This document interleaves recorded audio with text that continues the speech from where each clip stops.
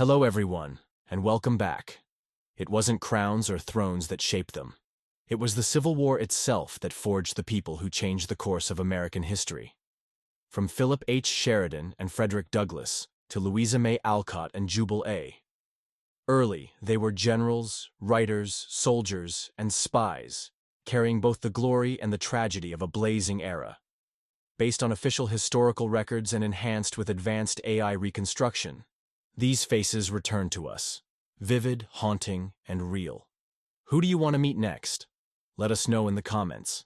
Now, sit back, relax, and enjoy the video. May Alcott, 1832–1888, was a celebrated author and a volunteer nurse during the American Civil War, stationed in a makeshift hospital in Washington. She cared for wounded soldiers, an experience that deeply marked her and inspired her early work, Hospital Sketches. After the war, she gained literary fame with Little Women, a novel that shaped generations. Alcott was also a committed advocate for women's rights and social justice, using both her pen and her voice to fight for equality. Philip H. Sheridan, 1831–1888, was one of the Union's most prominent generals during the American Civil War, renowned for his scorched earth tactics in the Shenandoah Valley and his decisive role in the Appomattox Campaign, which led to Lee's surrender. He helped secure Union victory. After the war, he led brutal campaigns against Native American tribes across the Great Plains. Sheridan's name is tied to Northern triumph, but also to controversy over his harsh policies toward indigenous peoples. Richard S. Ewell, 1817–1872, was a Confederate general who succeeded Stonewall Jackson after his death. Though he fought bravely at Cedar Mountain and Second Bull Run, Ewell faced lasting criticism for his failure to seize Cemetery Hill on the first day of Gettysburg, a pivotal moment in his career. Known for his loyalty and eccentric mannerisms, he faded from public life after the war.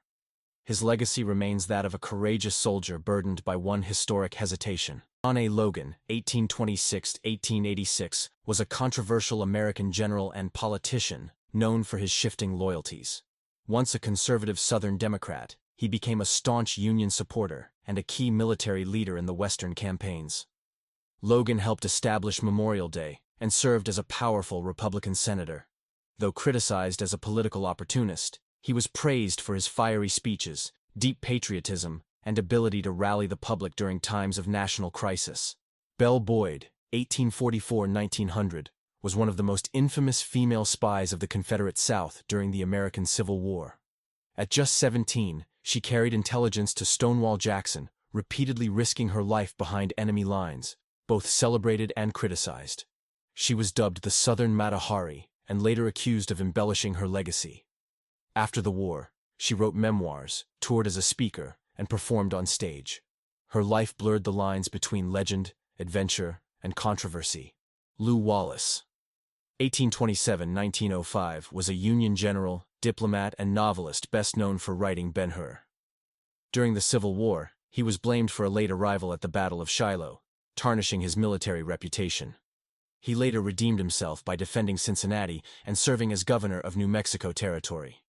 Though controversial as a commander, Wallace earned admiration for his independent thinking, literary talent, and ability to bridge war, politics, and art in a uniquely American legacy. Edmund Kirby Smith, 1824–1893, was one of the highest-ranking Confederate generals in the American Civil War, commanding the vast Trans-Mississippi Department. His authority stretched across Texas, Arkansas, and most of Louisiana. And after the Mississippi River was lost, he operated almost like a separate Confederate government in the West. Smith was the last full general to surrender in 1865. After the war, he became a professor, but drew criticism for never renouncing the Southern cause. He once led. Fitzjohn Porter, 1822–1901, was a Union general in the American Civil War, remembered as much for controversy as for command. After the Second Battle of Bull Run, he was court-martialed for disobedience and dismissed a major wartime scandal. Yet, after a long campaign to clear his name, Porter was officially exonerated in 1886. His legacy reflects not just military skill, but also the cost of misjudgment, the fight for justice, and the slow process of restoring a soldier's honor. Jubal A. Early 1816–1894 was a Confederate general known for bold campaigns in the Shenandoah Valley and a near threat to Washington, D.C. In 1864, a staunch ally of Robert E. Lee, Early faced harsh criticism after the defeat at Cedar Creek. After the war, he went into exile and became a leading voice in the Lost Cause movement, glorifying the Confederacy and blaming others for its fall. His legacy remains controversial in discussions of Civil War memory. William Rosecrans, 1819–1898, was a prominent Union general during the American Civil War.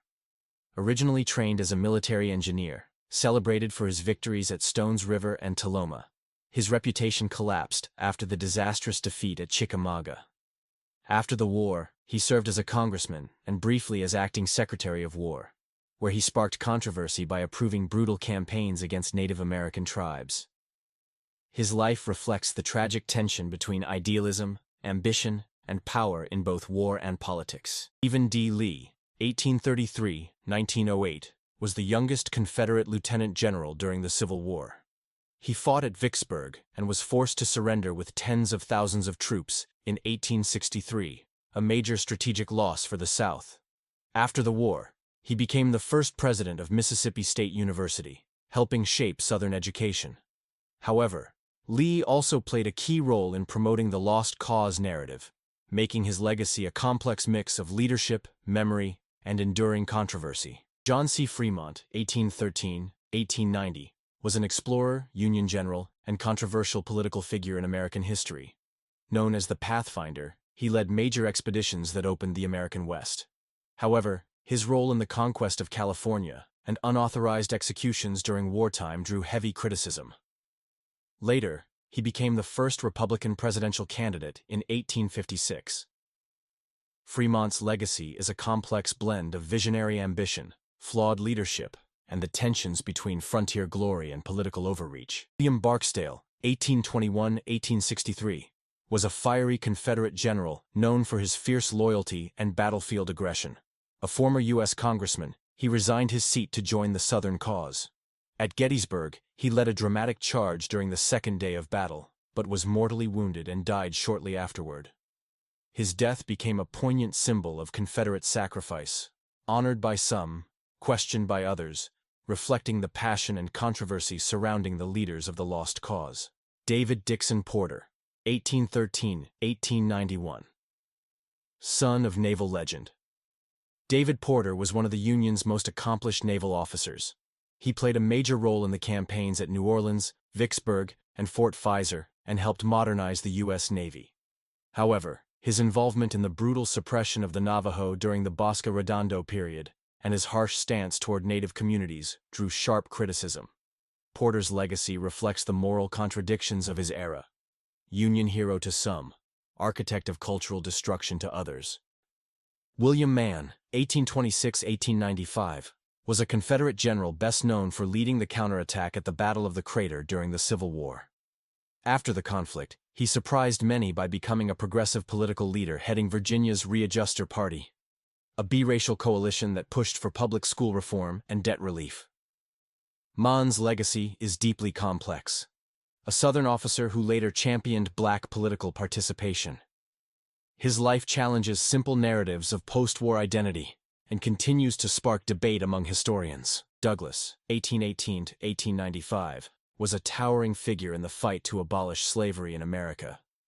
After escaping bondage, he rose to fame as a brilliant orator and reformer. During the Civil War, Douglas met with President Lincoln multiple times to advocate for the enlistment and fair treatment of black soldiers.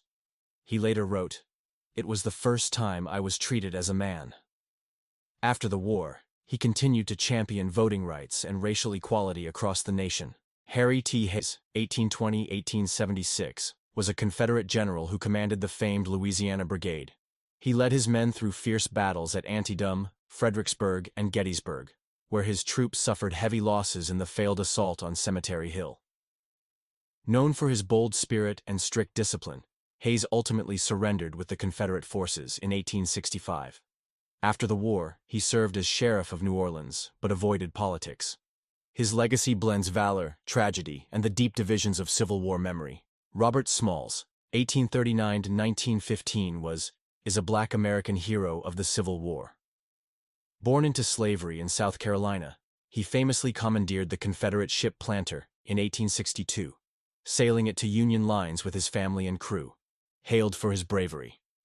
Smalls joined the Union Navy and became a symbol of liberation. After the war, he served as a U.S. congressman fighting for black rights during the turbulent and often hostile Reconstruction era. Bushrod Johnson, 1817 to 1880, was a Confederate general who saw action at Fort Donelson, Chickamauga, and Petersburg. Though he played key roles in early Southern victories, he suffered a devastating setback during the Battle of the Crater in 1864. A former college professor, Johnson was known for his calm demeanor and strict discipline. After the war, he lived quietly and died in relative obscurity.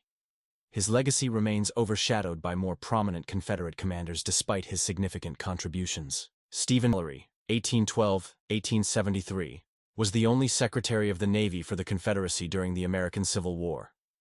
Despite limited resources, he championed innovation, spearheading the creation of ironclads like the CSS Virginia and submarines, like the H.L. Hunley, the first to sink an enemy ship.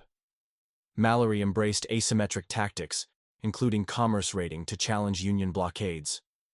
Though admired for his ingenuity, he faced criticism for endorsing ruthless methods. His legacy reflects the tension between necessity and ethics in wartime leadership. Thank you for watching. If you enjoyed this video, don't hesitate to share it with your friends and hit subscribe so you won't miss our next exciting content.